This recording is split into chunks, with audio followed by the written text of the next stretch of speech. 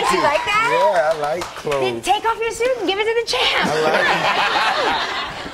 Oh, man, yeah, I like clothes. So how you doing, man? Are you a clothes horse? You like to wear? Oh, yes, I like to wear clothes. Yeah. Mike, look at it. But Mike, you can't be saying I like clothes. Look at me, because you make me feel like I need to take it off and get the ticket, man. You know, you and the two Mikes here have a lot in common. Yes. You were in Brothers together. Yes, as a matter of Mike fact. came on and That's right. guested on the guest start on the show. It was great. And I noticed that you both have a little space in between your two faces. Yeah, I tried to get mine closed, but my dentist said, no, I can't do that. He wouldn't get it. He wouldn't close it. Yeah, I wouldn't close it My either. dentist wouldn't close I like it. I think it makes you you. Yeah, old Edward Jerry, he wouldn't close it. Well, my dentist, I had a lot of dentists offering to close mine, and yours wouldn't close yours. You had a good dentist. But you know, you were pretty scary, man. Back in your day, you were very scary. But you've become a much gentler man. Well, why is that? I had to be scary then. I don't have to be scary anymore. I have to be funny now, so I'm funny now. You know what? I know the feeling. Do you remember? Well, yes. Yeah, I know the feeling. You know what? Michael says that men used to fear him on the streets, and now little old ladies hug him in the grocery store. Listen, that's the #1 factor in survival in life is adaptation. You got to be able to adapt. Yeah. Well, you have. I mean, you really are like one of these evolutionary figures. There's so many different facets to your life. And I think this show shows that about you. Oh, God, yeah. Being Mike Tyson, that's really a trip. It really is.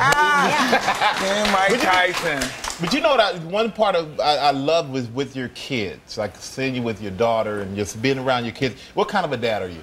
I don't know. I just I'm a different dad to different kids. I have 8 kids, so I'm a different dad to each one of them. The ones that have been in their life for a great duration of time are different than the ones that I've been an absentee dad with. So I'm making up on a lot of my older kids. I'm doing a lot of makeup with, you know, makeup time with. I find that with all children, you know, they always say like the first kid is like the first pancake, you know, burned on one side and like a little raw on the other side.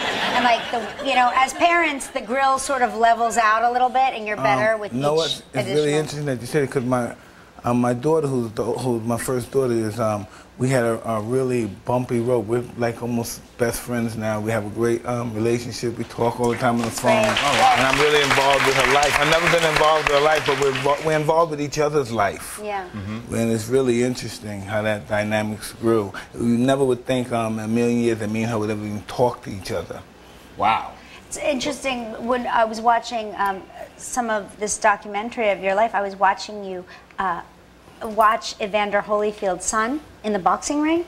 Yeah, and Evan. And I was watching you coach him from the sidelines, and you could just see there was so much going on emotionally for you watching this kid. No, when you well, this is interesting that you say that, because Evander is very introverted. He's a shy guy. He doesn't talk much. He's a very dignified guy. And I'm all over the place. Come on, let's kill him, God, let's kill him. And, I was more of a, you know, that's just my upbringing. If my friend loses, I cry. Yeah. You know what I mean? I want for him what I want for myself. You know, and it's a team effort. And when it's a team effort, it's you're in there fighting. And if he gets hit, you get hit. If he loses, it's someone that's a mark on me, even if I'm just associated with the guy. Because this is where it gets interesting. Because the guy that Evander's son Evan was fighting, his trainer said, well, I'm sorry, champ, he's going to get it today. This is a good fight. He's going to get a beat down today. You and his father can't save him. You can't go in the ring and fight for him. I said, do you hit it? But I really wanted to strike the guy, but you can't do that. But you can't do that. You just can't. So they said, you hit Evan, this guy wants to humiliate you. And then Evan went in there and fought his heart out. And that's what, oh, man, when you see how this young kid fought his heart out, man, you just, yeah. Woo. Something about the amateurism. There's something about the innocence of being an amateur in the sport that really takes you back to the reason that you started and when you started. 100%. No one understood that. I don't know if Evan's mother, they understood. I almost feel like because it's just, it's the team effort, almost like Pop Warner football, the team effort. If one guy fails, it's like a mark against the whole team, because we're all in sync. Everybody's in sync there. It looks like it's just you and the guy there, and no one's in your corner, but he's fighting with everybody in his mind. Yeah. Being Mike Tyson, which is a 6-part series that's going to be on Showtime, and in this series you're open about everything, and you've been very open about some problems you have with alcohol. So yeah. how are you doing with that now? I have 34 days. 34 days? Yeah, 34 days. I'm like 34 days, no cigarettes, no weed. No. Because even though I wasn't drinking, I was still smoking.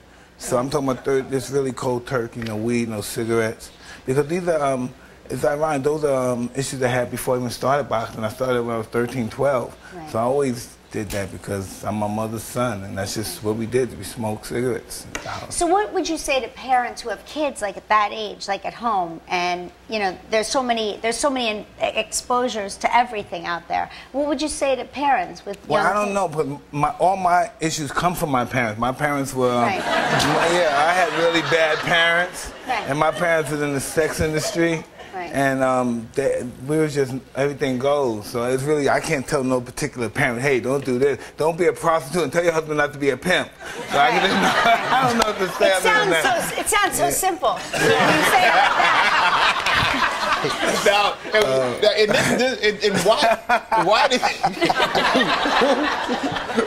why did you decide to let cameras just follow you around everywhere? Hey, I don't know. My wife convinced me and stuff. My wife is like the boss, and she convinced me to do this stuff. I know that feeling. You have bills to pay, Mike. Okay, put the pride aside, and let's pay the bills, and you have more pride at the end of the day. Yeah. And smart woman. This is what we did. And oh God, it's really vulnerable stuff. And I'm glad that you did it though, because I think that it really shows so many different facets of your life and so many different aspects of you that people may not know about. I don't even know about them, but well, you and Evander Holyfield are talking about when you bit his ear in the ring. So let's take a look at. I'm sorry, guys. I didn't mean to do it. He's not the same man, everybody. How beautiful this guy is. He's just a wonderful guy. How he takes that in stride, and he's just talking about it in a comic way. And I'm saying, oh God, I'm like, oh God, I can't believe I bit this guy here. This is well, you know what, Mike? Congratulations on everything and good luck. 34 days, man. Keep it going, all right? Being Mike Tyson premieres this Sunday on Fox. Check your local listings before moving to his regular time slot, which is Tuesdays at 10:30 p.m. on Fox Sports 1. Everybody, make sure you check this great series out. Mike Tyson, everybody.